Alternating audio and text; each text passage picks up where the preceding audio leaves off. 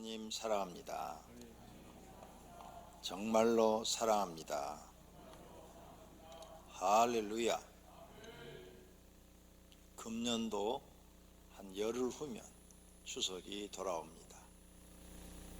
믿음이 좋으신 분들은 추석이 와도 평상시 하던 대로 하시니까 아무런 문제가 없습니다. 아직 믿음이 굳건하게 서지 못하신 분들은 추석이 돌아오면 걱정이 됩니다. 제삿날 가야 되는지 안 가야 되는지, 가서 제사 음식은 만들어야 되는지, 아니면 또 제사 음식을 다시 차려놓고 먹는데 먹어야 되는지 안 먹어야 되는지, 이런 걸로 고민하신 분들이 계십니다. 그래서 오늘은 추석 명절과 성경 말씀이라는 제목으로 추석에 대해서 우리가 어떻게 지낼 것인가를 생각해 보도록 하겠습니다. 정확하게 성경을 알아야 죄를 짓지 않고 하나님 앞에 인정받고 복받는 신앙이 됩니다. 첫 번째로 생각할 것은 추석의 유래입니다. 추석의 뜻을 보면 알 수 있듯이 가을추, 그래서 가을 저녁 달빛이 가장 좋은 밤이라는 뜻이 추석입니다. 그러니까 가을 달빛이 가장 좋은 밤. 그래서 추석 8월 15일이잖아요. 보름달이 뜬 날. 다른 이름으로는 한가위라고도 불리며, 추석 한가위는 대한민국의 가장 큰 명절 중 하나입니다. 또는 중추절이라고도 불립니다. 한국의 추석에 대한 정확한 유래에 대한 문건은 없습니다.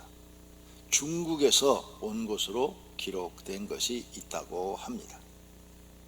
최초 중국의 고대 제왕들에게는 봄에는 해에게 제사를 지냈고 가을에는 달에게 제사를 지내는 예법이 있었는데, 가을에는 음력 8월 15일 저녁 가장 밝고 둥근 달에 제를 지냈으며, 가을을 초추, 중추, 종추 이렇게 세 달로 나누었을 때 음력 8월 15일은 중추가 되므로 중추절이라 이렇게 했다고 합니다.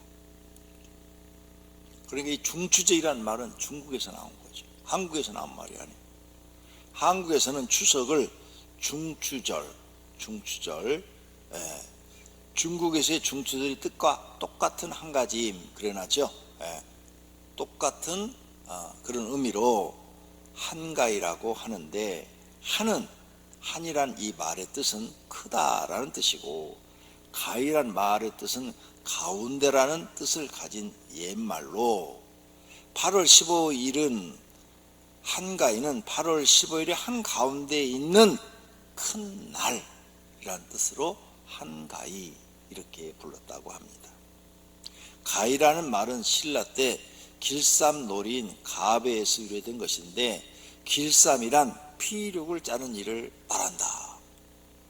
백과사전이 이렇게 돼 있어요. 무슨 말인지 알아들었어요? 다시 한번 읽어드려요? 네.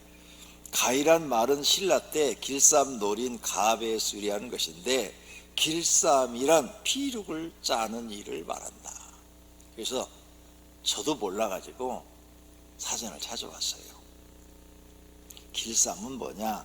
삼실 따위로 배, 모시 등의 직물을 짜내기까지 손으로 하는 모든 과정 일을 통틀어서 하는 말을 길쌈한다. 그러니까 배틀로 이렇게 천을 짜내는 거, 그걸 길쌈한다 이렇게 말한다는 거예요. 가배라는 말은 신라 유리왕 때 한가인 날에 궁중에 사는 놀이의 하나를 이르는 말, 그것을 가배라고도 하고 가위라고도 말한다. 그러니까 보름날 노는 거 그것을 가배라고 한다. 피륙, 참 안 쓰는 말이죠. 피륙이라는 말. 이것은 아직 끊지 아니한 배나 무명, 비단 따위의 천을 통틀어 이르는 말. 아직 물건을 옷감을 짜지 않은 실, 그런 것들을 통틀어서 하는 말을 비루기라 한다. 그럼 이제 좀 이해가 돼요? 그럼 다시 한번 가봐야 되겠죠? 가배에서 유래한 것인데 길쌈이란 비룩을 짜는 일을 말한다. 옛말이 어려워요. 한문으로만 다 돼 있어가지고. 그 유래를 보면 신라 유리왕 9년에 육부 부가 6개로 나눠져 있다는 거죠. 신라 때 시족 중심으로 나눈 경주의 6개 행정구역에 여자들을 두 편으로 나누어서 두 공주가 여자들을 두 편으로 나눠가지고 두 공주가 각각 자기 편의 여자들을 거느리고 7월 16일부터 매일 뜰에 모여 길쌈 배를 짰다 이거죠. 다 짰어. 옷감을 짰어요. 옷감을 짜가지고 한 달 동안 8월 15일이 되면 누가 더 많이 짰는가 시합을 했다 이거죠. 시합을 해서 그 진편에서 술과 음식을 장만해서 이긴 편을 대접하는 이런 놀이가 있었다는 거죠. 이때 놀이는 참 생산적이었네요. 옷감을 짜가지고 그걸로 경쟁을 했으니까. 이때 그렇게 이제 그 술을 대접하고 이렇게 놀면서 춤을 추며 놀았는데 이것을 가배, 아까 가배는 가위하고 같은 새 놀이를 얘기한다고 그랬죠. 가배라 불렀는데 후에 가위라는 말로 변했다. 이제 이해가 됐죠? 아, 그런 뜻이구나. 그러니까 우리가 지금 추석에 차례를 지내고 조상을 섬기는 것하고는 전혀 관계가 없는 거예요.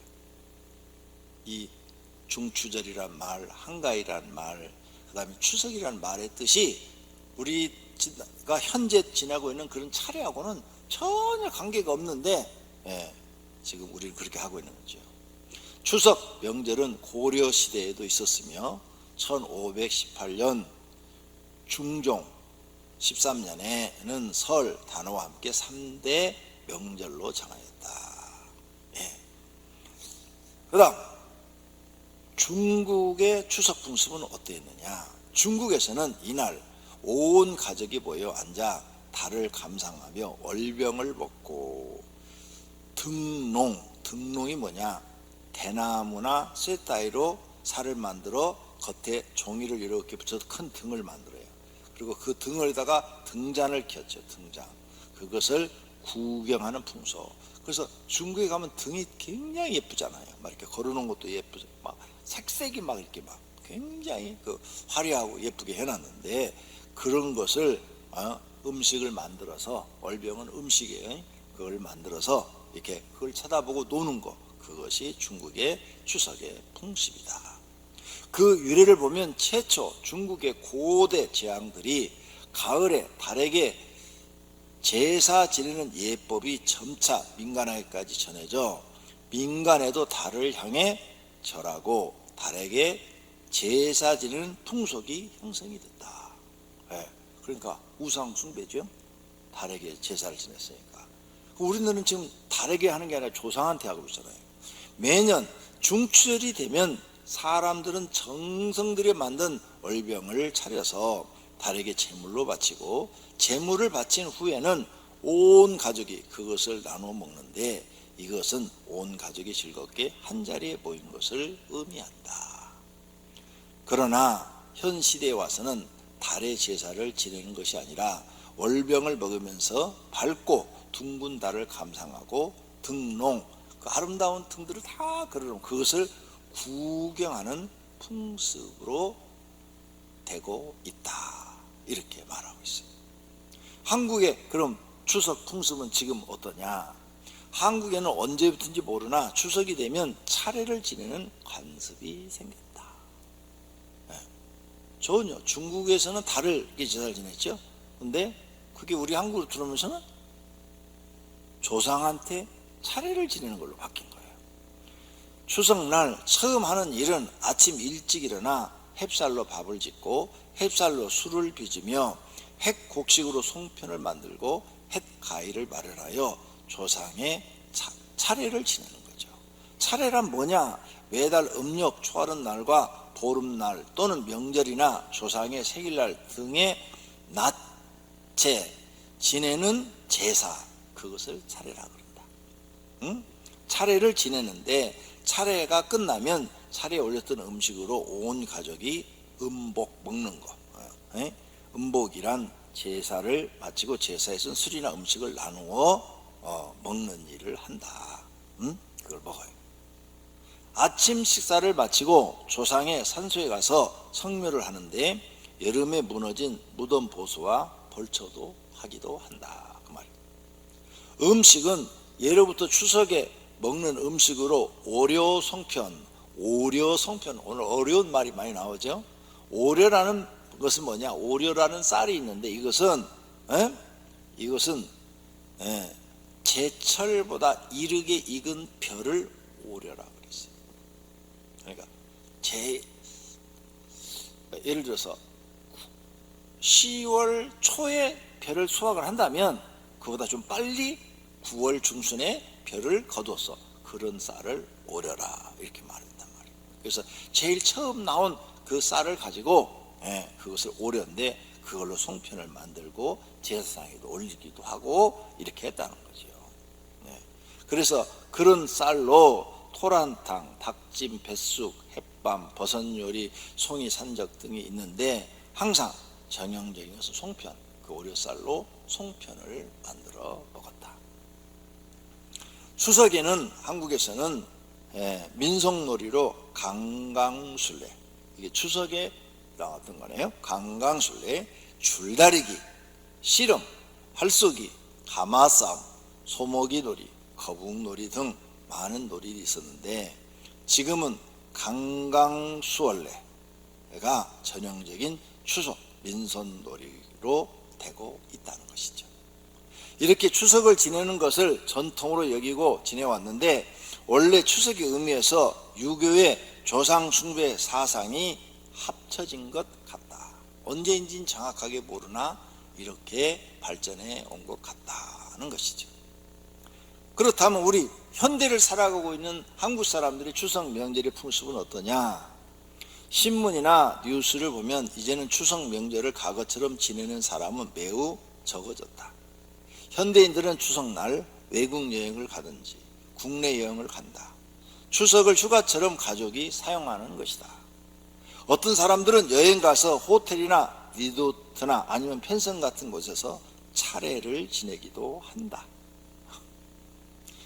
이런 차례가 조상을 섬기는 의미가 있어서 하는 것이 아니라 살아계신 부모님이 원하니까 하는 경우가 많다. 그리고 추석 명절을 정식으로 보내는 가정에서는 추석 음식을 장만하면서 다툼이 생기고 가족 간에 불화가 생겨서 다음부터는 참석을 안 하거나 이혼을 하는 경우도 있다고 한다. 이렇게 추석 풍습은 급변하고 있다. 추석의 유래가 시대가 지나면서 변형되어 지금과 같은 형태로 변하고 있는 것이다. 잘 생각해 보자. 과연 추석을 어떻게 보내야 하는가? 금년 추석은 국가 질병본부에서 시골 내려가지 마라. 그래서 거의 안 내려간다고 통계가 나왔어요. 10 몇 프로만 내려간다. 나머지는 다 안 내려가겠다. 또 시골에서도 내려오지 마라. 내려오지 마라. 두 가지. 내려와가지고 시골에 병 터지면 안 되니까 내려오지 마라. 또 하나는 너희들이 오고 가는 길에 병 걸리면 안 되니까 내려오지 마라. 그래서 내려오지 마라는 부모님들이 참 많다고 합니다. 그래서 추석 명절을 이제 어떻게 보낼 것인가, 이렇게 추석의 유래를 좀 알고 생각하면서 불신자들도 보내야 될 것 같습니다. 두 번째로, 우리는 이 추석 명절날 제사를 지내는데 제사는 돌아가신 분에게 하는 거죠. 그걸 우리 한국 사람들은 귀신이라 그래요. 귀신을 섬기는 것은 죄다. 성경적인 의미로 보면 추석은 우상 숭배하는 행위다. 오늘 본문 무릇 이방인이 제사하는 것은 귀신에게 하는 것이요, 우리가 그 제사 지내는 것, 차례를 지내는 것은 귀신에게 하는 것이요, 하나님께 제사하는 것이 아니니 나는 너희가 귀신과 교제하는 자가 되기를 원하지 아니하노라. 너희가 주의 잔과 귀신의 잔을 겸하여 마시지 못하고 주의 식탁과 귀신의 식탁에 겸하여 참여하지 못하리라 라고 말씀하십니다. 추석날 차례를 지내는 것은 귀신을 섬기는 것이다. 귀신을 섬기는 것은 귀신과 교제하는 것이다. 성도는 하나님과 귀신을 동시에 섬기지 못한다. 너희가 귀신을 섬긴다면 하나님은 너희를 떠난다는 거예요. 우상 숭배하면 하나님은 떠나십니다. 나는 너하고 관계없다 하고 떠난다는 거예요. 그러므로 하나님을 믿는 사람은 절대 제사를 지내면 안 됩니다. 죽은 조상은 절대로 제삿날이나 추석에 오지 않습니다. 어떻게 와요? 내가 항상 농담으로 얘기하죠. 항천길로 갔잖아요. 그런데 어떻게 제삿날 와요? 아니, 비행기수 타고 오는 거예요? 순간 이동을 하고 오는 거예요? 어떻게 와? 어떻게? 그리고 여러분 이사 다녔잖아. 이사 다닌 집을 어떻게 찾아와? 주인도 가서 등본 띄어가지고 찾아갖고 그 찾다가 추석을 지나버리겠다. 귀신은 자동차도 못 타는데. 말도 안 되는 얘기 하지 말고 이제 안 오니까, 죽은 조상은 절대로 안 오니까 안 온 사람한테 쓸데없는 짓 하지 말자 그 말이에요. 구원받은 사람은 영생 얻어서 천국으로 갔고, 구원받지 못한 사람은 영벌받아 지옥으로 갔어요. 성경이 그걸 우리에게 증명해 주고 있어요. 이것이 성경의 가르침이고 진리예요. 세속 종교는 죽은 영혼이 구천에 또 돈다고 그랬어요. 거짓말이에요, 거짓말. 그래, 구천에 그러면 황천길로도 안 가고 구천에 떠돈다, 이 세상에 이게 떠돈다고 그러자고. 그러면 구천에 떠도는 부모님 제삿날만 밥 차려줄 거야? 매일 차려줘야지. 자기는 매일 처먹으면서. 부모는 1년에 그럼 제삿날하고 설날하고 추석날하고 3번만 드리는 거예요? 이런 부르자식들이 어디 있어? 말도 안 되는 얘기 하지 말라고요. 말이 돼야 어떻게 말을 하지. 그러니까 성경은 하나님이 교통령이 다 한다는 거예요. 다. 교통령이 싹 해서 구원받은 사람들은 영생 얻은 곳으로 가고, 구원 못 받은 사람은 영벌 받는 곳으로 간다는 거예요. 교통령리를 누군가 해야지. 안 그러면 지금 이 온 세상에 죽은 귀신이 계속 있다면 콩나물 시루가 돼 있을 거 아니야. 콩나물 시루. 그래서 아마 귀신들이 이럴 거야. 고만 나라, 고만 나라. 내가 서 있을 자리도 없다. 10,000원이다, 10,000원. 세상에 죽은 귀신이 너무 많아가지고 10,000원이다, 10,000원. 고만 나라, 고만 나라 막 이럴 거야. 꿈속에 나타나서 고만 나라니까 고만 나, 이제 고만 나 막 이럴 거예요. 아니잖아요.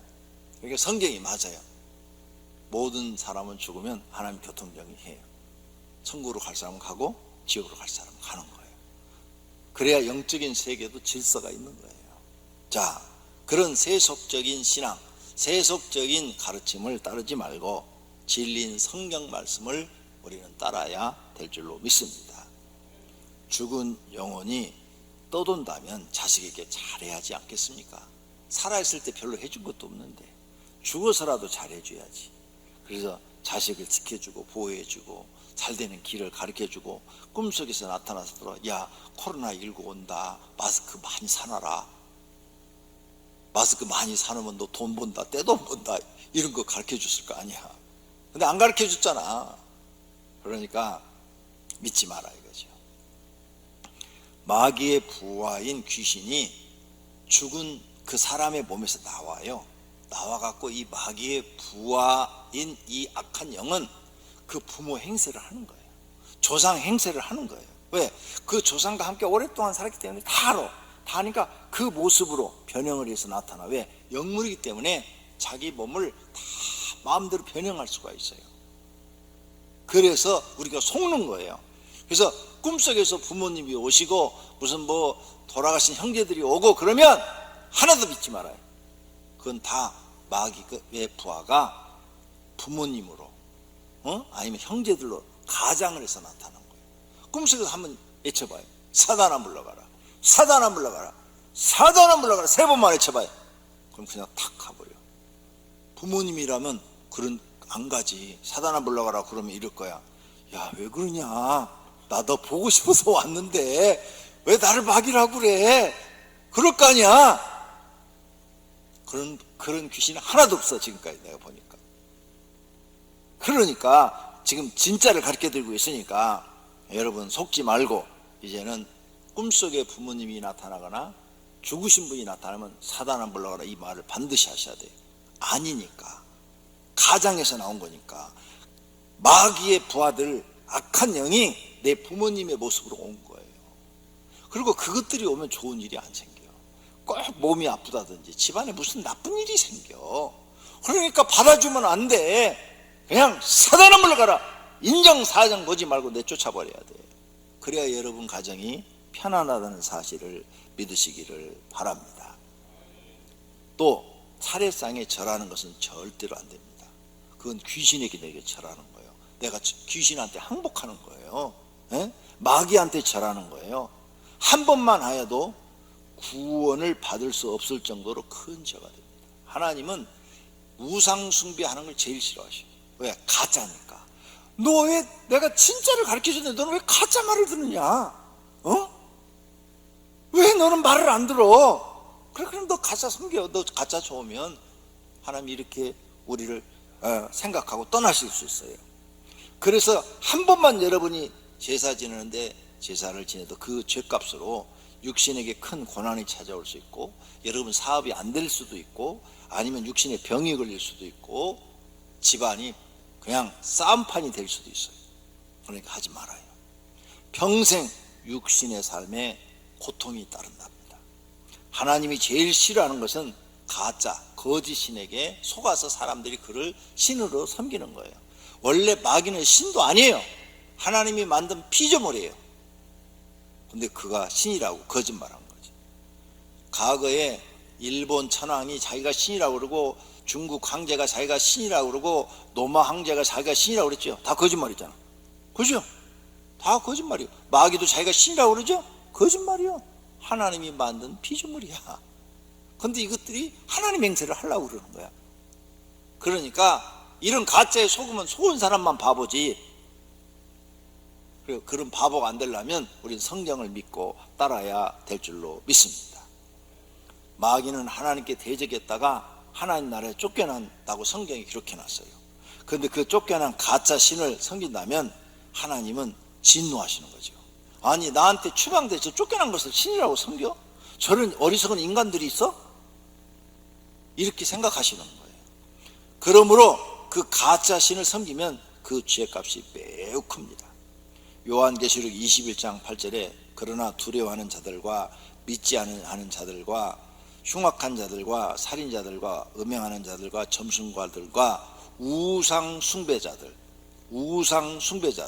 거짓말하는 모든 자들은 불과 유황으로 타는 못에 던져지리니 이것이 둘째 사망이니라.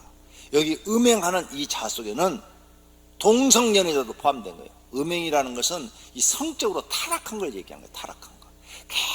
계속 그러니까 잘못된 것을 그걸 너무 막 거기 미쳐갖고 거기 좋아갖고 거기 빠져있는 사람들, 그것밖에 모르는 사람들, 그런 사람들이 음행하는 사람들이지.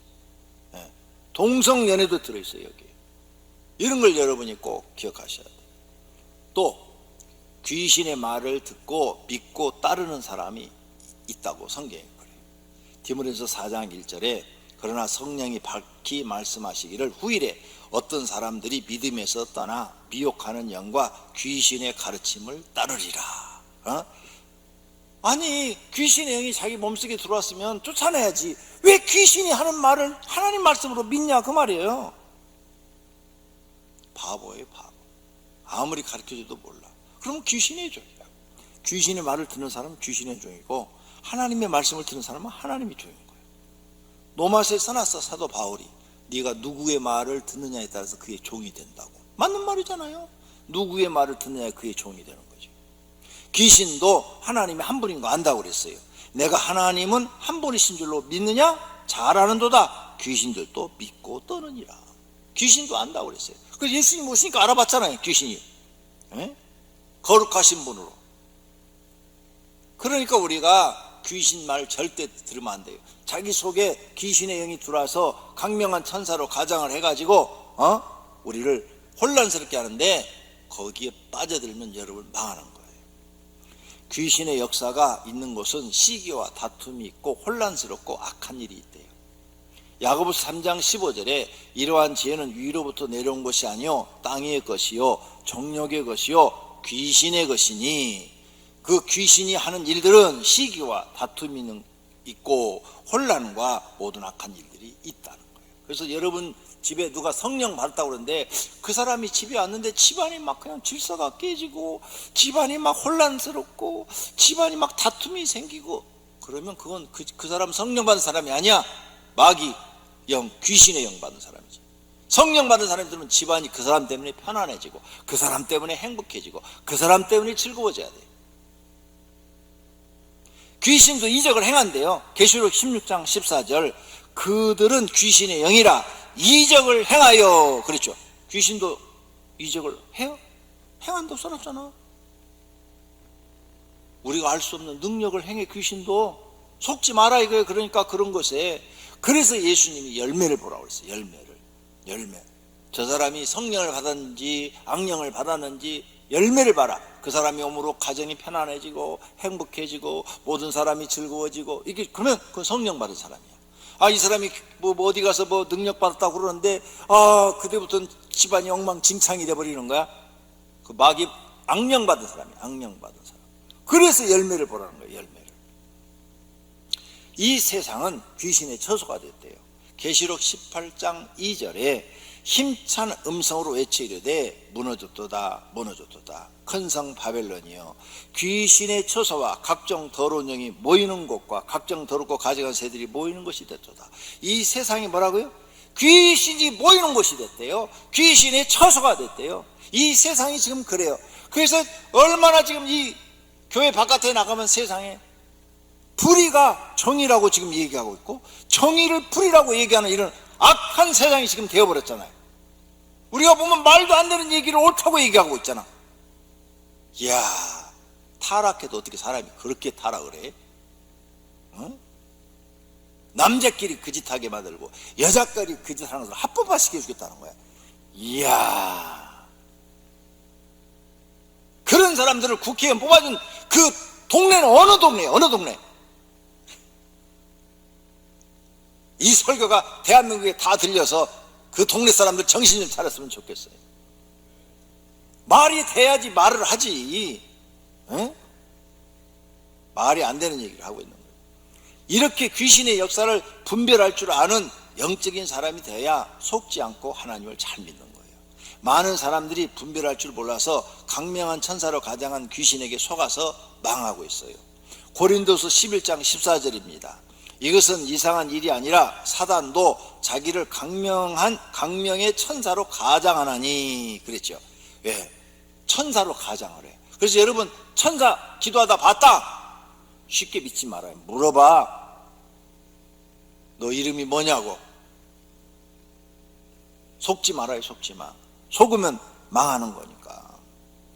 그게 세 번째로 불신 가족과 추석을 지내는 방법. 어떻게 하면 이번 추석에 불신 가족과 추석을 지내느냐? 제일 좋은 것은 안 가는 것이 좋다. 코로나 핑계 대고 가지 마라. 명분이 있어야 돼. 안 가도 명분. 욕 안 얻어먹을 명분. 안 가도 될 만한 명분을 만들어라. 추석 때 부모님에게 안 가도 죄가 되지 않는다. 맞죠? 죄가 안 돼요. 그러면 부모님한테 효도는 해야 되는데 그러면 어떻게 해? 아이 간단해. 좋은 선물 많이 사서 보내드려. 엄마 아버지 좋아하는 음식, 그 다음에 또 무슨 옷, 새 옷, 그 다음에 또 용돈도 넉넉하게 보내드려. 그러면 부모님은 그냥 좋아하셔. 안 가고도 효도하는 방법은 얼마든지 있잖아요. 그 다음 차례를 꼭 지낸다. 우리 집은 가면 100% 지낸다. 그 집은 차례를 지내는 책임자가 있어요.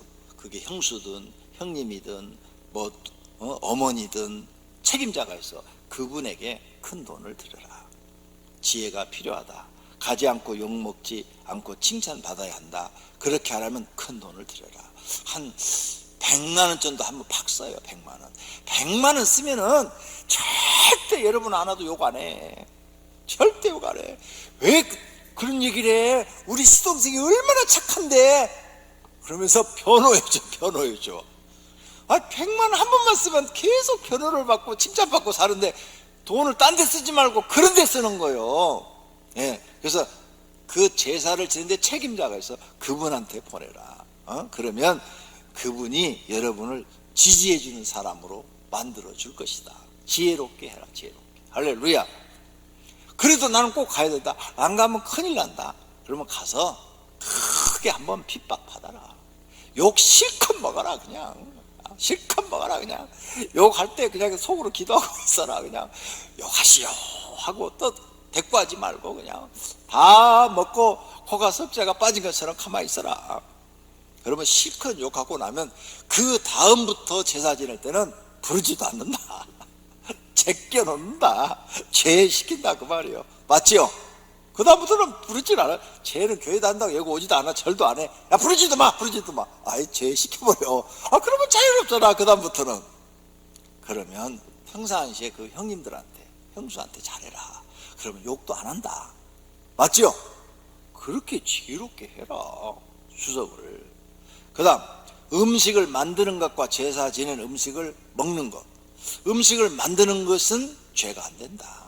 가족이 먹기 위해서 만드는 거니까. 그 제사상 올릴 건데 죄가 안 돼. 제사상은.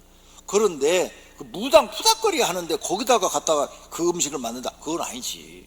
그거하고 또 차원이 틀려. 그러니까 가족이 먹기 위한 거하고 다른 신에게 그렇게 하고 그거 갖다 버리는 거하고는 다른 거예요. 다음에 그러면 나는 그것도 하기 싫다. 마음에 꺼리끼면 안 해도 되는 거예요. 나는 꺼리낌이 없어. 저까지 그 귀신들이 별거요? 나타나면 사단을 불러라면 끝인데 나는 그런 거 아무 상관하지 않는다. 마음에 꺼리낌이 없다. 그러면 해도 된다. 제사 음식을 먹는 거, 그 죄가 안 돼요. 제사 음식 먹는 거 하나님이 주시는 음식이다. 그러나 그것도 마음에 꺼리끼면 차례상에 올린 거 먹지 마라. 꺼리끼면 그냥 가서 라면 하나 끓여 먹어라. 자기 믿음대로 하라. 믿음대로. 우상에게 제물을 드린 거 먹지 말라는 성경 구절이 에스겔 18장 15절에 있어요. 사류의 제물을 먹지도 아니하며. 그렇죠. 사도행전 15장 29절도 우상의 제물과 피와 목매어 죽인 것과 음액을 멀리 할지니라. 네. 있어요. 먹지 말라는 말이. 자, 그런데 또 다른 말씀도 있어요. 우상의 제물을 먹어도 되고 안 먹어도 된다는 말씀도 있어요. 고린도서 8장 전체가 우상의 제물에 관한 이야기예요. 우상의 제물에 대해서는 우리가 다 지식이 있는 줄로 아나. 지식은 교만하게 하며 사랑은 덕을 세우나니. 그러므로 우상의 제물을 먹는 일에 대하여 우리가 우상은 세상에 아무것도 아니며 또한 하나님은 한 분밖에 없는 줄로 아노라. 그렇죠. 네가 믿음이 우상은 아무것도 아니야. 그게 아무것도 아니야. 그거 사단아 물러가라. 세 번만 외치면 꼼짝도 못하는 것들. 그거 아무것도 아니야. 그러니까 난 먹어도 돼. 그런 믿음이 있다면 아무 상관이 없다. 아무것도 아니다. 신은 한 분밖에 없다. 우리가 믿는 여호와 하나님 한 분밖에 없다. 비록 하늘에나 땅에나 신이라 불리는 자가 있어 많은 신과 많은 주가 있으나 그러나 우리에게는 한 하나님 곧 아버지가 계시니 만물이 그에게서 났고 우리도 그를 위하여 있고 또한 한 주 예수 그리스도께서 계시니 만물이 그로 말미암고 우리도 그로 말미암았느니라. 그러나 이 지식은 모든 사람에게 있는 것이 아니지요. 믿음이 확실한 사람에게 있는 지식이다. 어떤 사람들은 지금까지 우상에 대한 습관이 있어 우상의 제물로 알고 먹는 거로 그 양심이 약해지고 더러워진 사람도 있다. 음식은 우리를 하나님 앞에 내세우지 못하나니 우리가 먹지 않는다고 해서 더 못 사는 것도 아니고 먹는다고 해서 더 잘 사는 것도 아니다. 음식은 먹는다고 해서 죄되는 것도 아니고 안 먹는다고 해서 죄되는 것도 아니다. 다 음식은 하나님이 주시는 것이다. 감사하고 먹으면 된다. 근데 네 마음이 꺼리면 너는 아직 그 믿음이 안 되니까 죄 짓지 말고 먹지 마라. 네 마음이 너를 가리키는 거니까 죄 짓지 마라. 그래야 네가 자유하고 편안할 거 아니냐 이 말이에요. 이렇게 친절하게 사도 바울이 다 써놨어요. 이 성경을 해석한 주석가들의 여러 책을 봤는데 다 같은 뜻이에요. 고린도서 10장에 또 얘기를 해놨어요. 8장에서 얘기했는데 10장에 또 얘기를 했어요. 무릇 시장에서 파는 것은 양심을 위하여 묻지 말고 먹으라. 고린도 교회는요, 제사를 많이 됐어요. 신들한테. 조상한테 제사를 지내는 게 아니고 신들한테. 그리고 그 음식물을 갖다가 시장에서 팔았어요. 이 주석가들이 써놓은 걸 내가 지금 다 읽어보고 이렇게 가르쳐 드리는 거예요. 그걸 시장에서 팔았어요. 그게 우상하게 제물로 바친 걸 다 시장에서 팔았다고. 고기를. 그걸 사서 먹었어. 예수 믿는 사람이 이걸 먹어야 되냐 안 먹어야 되느냐. 근데 시장에서 파는 것은 네 양심을 위하여 묻지 마라. 이거 제물한테 바쳤어요? 안 바쳤어요? 묻지 마라. 묻지 마. 우상한테 바쳤는데 안 바쳤는데 묻지 말고 그냥 음식하고 그냥 먹으라. 불신장 중 누가 너희가 청할 때, 너희가 오늘 불신자 집에 갔어. 근데 밥상을 차렸는데 이거 제물로 바친 거예요? 아는 거예요? 너 그럼 어떻게 밥 먹을래?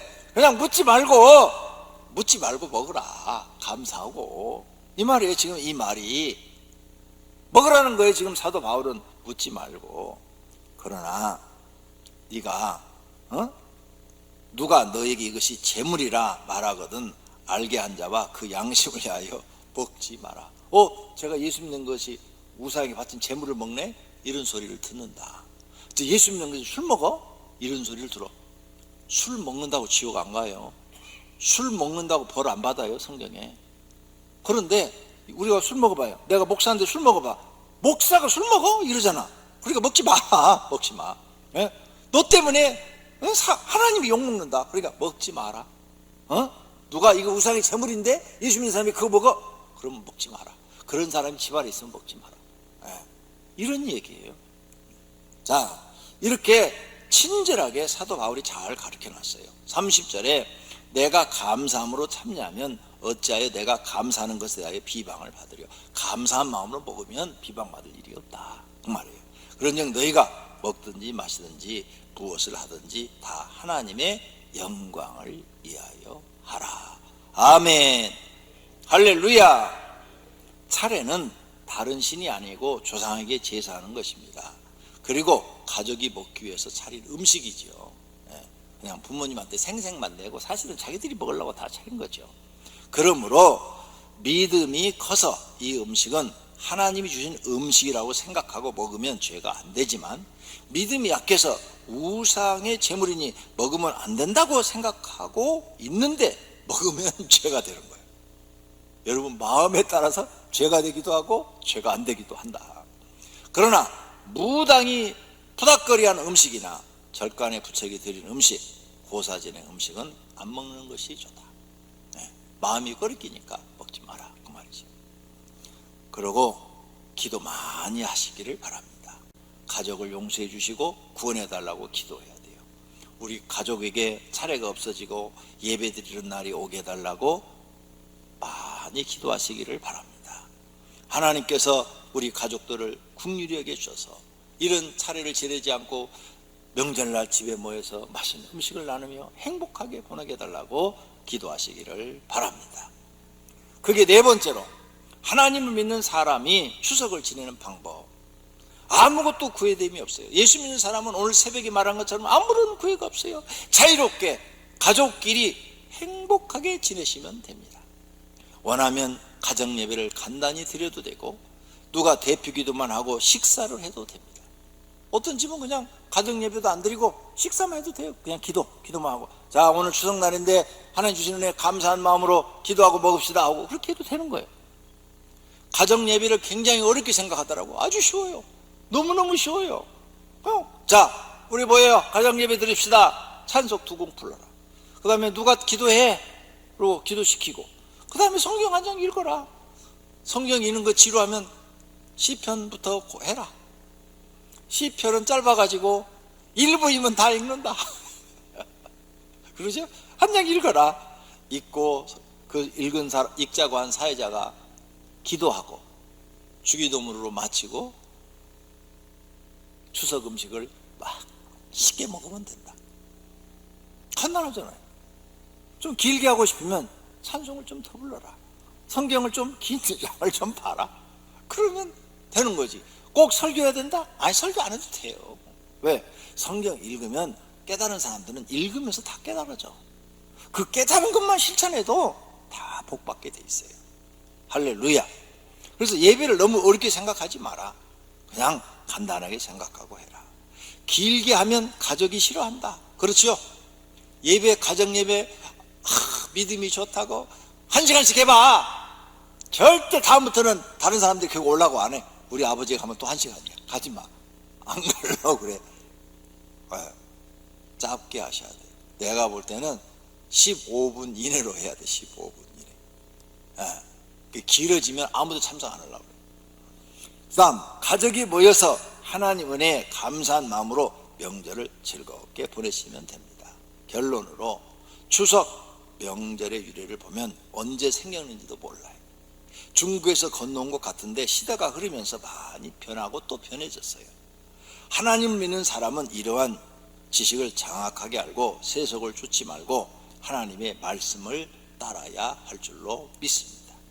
추석 명절을 가족과 함께 즐거운 시간을 가지시되 귀신을 섬기는 제사는 지내지 않아야 합니다.